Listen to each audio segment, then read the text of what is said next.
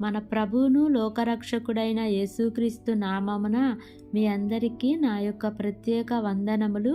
ఈ ఉదయకాల సమయమున దేవుడు మనకిస్తున్నటువంటి వాగ్దానమును చదువుకుందాం.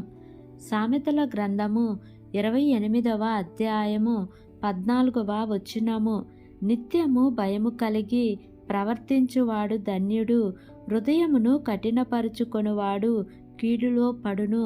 ఆమేన్. దేవునికే మహిమ కలుగును గాక.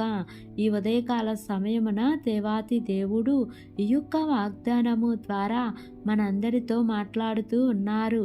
ఈ యొక్క వాక్యమును మనం జ్ఞాపకం చేసుకుంటే, నిత్యము భయము కలిగి ప్రవర్తించువాడు ధన్యుడు, హృదయమును కఠినపరుచుకొనువాడు కీడులో పడును.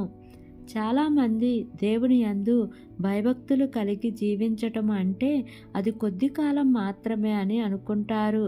మనము ఇన్ని రోజులు భక్తి కలిగి ఉంటే చాలు, మనము ఇన్ని రోజులు మందిరానికి వెళ్తే చాలు, మనము ఇన్ని రోజులు పుణ్యకార్యములు చేస్తే చాలు, మనము ఇన్ని రోజులు ప్రార్థన చేసుకుంటే చాలు అని అనుకుంటారు. కానీ ఈ వచనంలో మనం చూస్తే నిత్యము భయము కలిగి జీవించువాడు ధన్యుడని చెప్పబడుతుంది.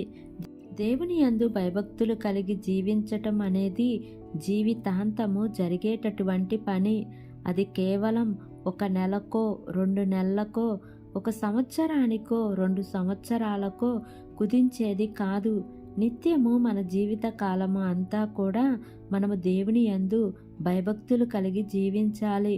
ఒకవేళ దేవుని యందు భయభక్తులు కలిగి జీవించకుండా హృదయమును కఠినపరుచుకుంటే కీడులో పడే అవకాశం ఉంది.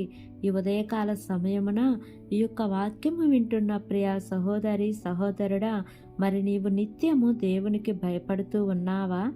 ప్రతి దినము ప్రతి క్షణము దేవుడు ఉన్నాడు, నన్ను చూస్తూ ఉన్నాడు అనే భయముతో మనము ఈ లోకంలో జీవించాలి.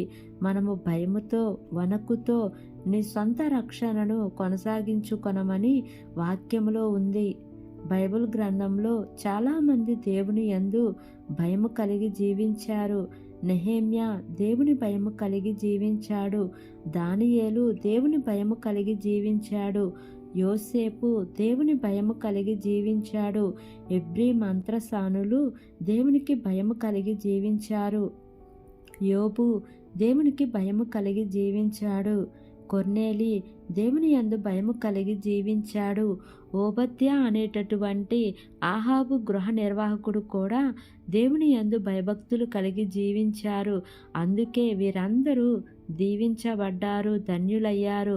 మరి నీవు కూడా ఆయన చూస్తున్నాడు అనే భయముతో నీవు ఈ లోకంలో జీవిస్తూ, నీవు మాట్లాడే ప్రతి మాట, నీవు చూసే ప్రతి చూపు, నీవు తలంచే ప్రతి తలంపు, నీవు చేసే ప్రతిదీ దేవునికి అనుగుణంగా దేవుని చిత్తానుసారంగా నీవు జీవించినప్పుడు దేవుని దీవెనలు నీవు పొందుకుంటావు. కాబట్టి ఈ వాగ్దానమును నమ్మి ఈ వాగ్దానం ప్రకారంగా జీవిద్దాం.